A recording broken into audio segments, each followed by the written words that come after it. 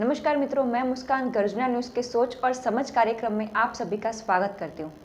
आज हम फ्रॉड के नए फंदे के बारे में चर्चा करेंगे।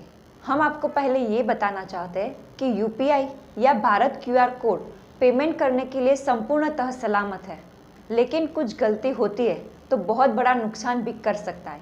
अगर देखा जाए तो क्यूआर कोड इंटरनेट के लिंक का एक नया स्वरूप है।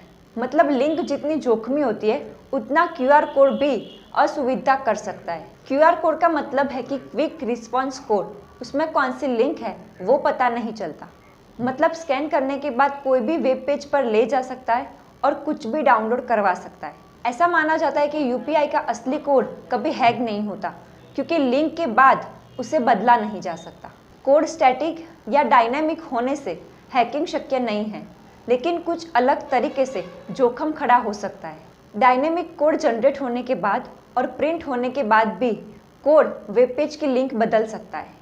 मतलब कोड जनरेट करने वाली सर्विस या कोड जनरेट करने वाला कर्मचारी कोई भी वेब पेज पर ले जा सकता है। कोड को स्कैन करते वक्त फ़ोन का माइक, कैमरा या जीपीएस एक्टिव होता है तो हैकर को लाइव फीड मिलता है, तब हैकिंग होता है।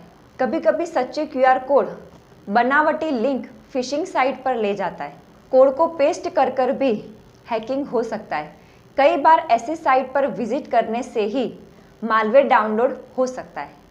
यूपीआई क्यूआर कोड स्कैन करने के बाद व्यापारी के पास UPI ID, transaction ID, bank account के लास्ट 4 डिजिट जैसी बहुत ही कम इंफॉर्मेशन जाती है। दूसरे क्यूआर कोड को जनरेट करने वाला सॉफ्टवेयर स्कैन करने वाले व्यक्ति का डेटा कलेक्ट नहीं करता, लेकिन वो कहाँ स्कैन हुआ, कब हुआ, कितनी बार हुआ, ये सब पता चलता है।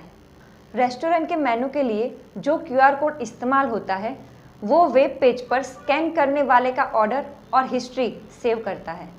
मतलब कोई भी क्यूआर कोड स्कैन मत कीजिए कहीं भी की गई एडवर्टाइजमेंट में या हैंड बिल में। जो क्यूआर कोड होता है उसे जाने बिना कभी भी स्कैन नहीं करना चाहिए।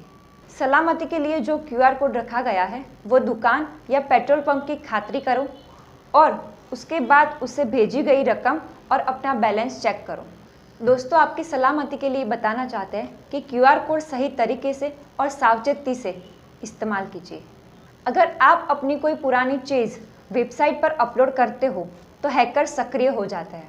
वो मैसेज नहीं करता, सीधा फ़ोन करता है और आपने अपलोड की गई चीज़ में इंटरेस्ट दर्शाता है और कहता है कि मैं आपको क्यूआर कोड भेज रहा हूँ।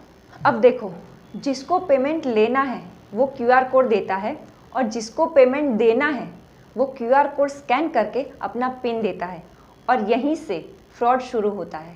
आप चीज़ बेच रहे हो और पैसा आपको ही लेना है तो उसको क्यूआर कोड भेजने का होता ही नहीं है।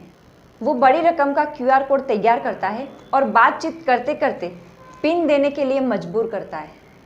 उसके बाद आपके अकाउंट में से बड़ी रकम गायब हो जाती है। नई टेक्नोलॉजी का इस्तेमाल कीजिए, लेकिन ध्यान से। धन्यवाद।